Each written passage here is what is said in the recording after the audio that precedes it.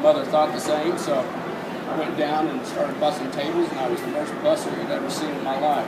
And I'd come to my brother and said, "Why am I not making any money? Why am I here? What is this?" He said, "You see those guys over there who've been doing this and are actually have 50 years on you? And they're running circles around me." He said, "That's why you're not making money. They're making all the money."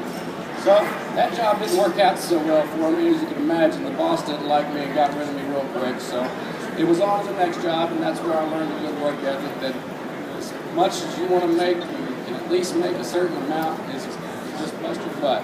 So that was a good lesson in life there. From there, I went from different bussing jobs and dishwashing jobs, and finally ran into a chef in Bowling Green, Kentucky, who showed me his ways.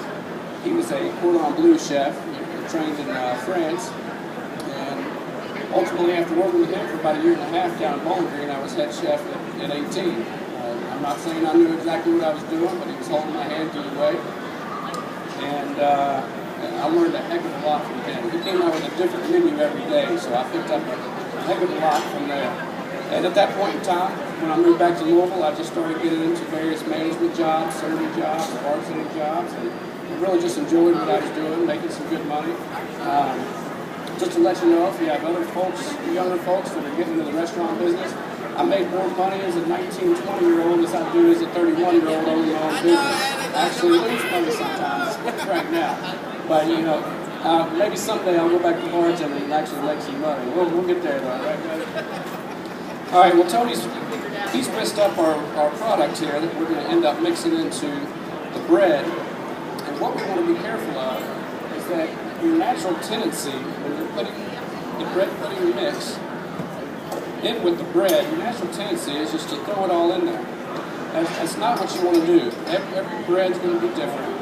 Not only are there different kinds of bread, there's different kinds of different variances of how dry the bread is.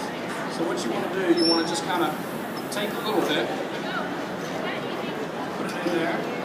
Now that I know where Joe's underwear drawer is, I'm going to pop in here. That's an ugly underwear drawer there, Joe.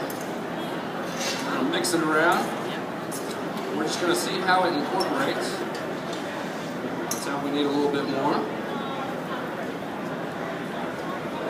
And what I don't want to do is I don't want to overdo the moisture on this bread. If I end up with a bunch of liquid on the bottom there, ultimately on the bottom is where most of the cinnamon, nutmeg, salt, a lot of those good tasting items that's in there, they're going to end up on the bottom. And I'm going to scoop in that bread into a dish and end up missing all those ingredients.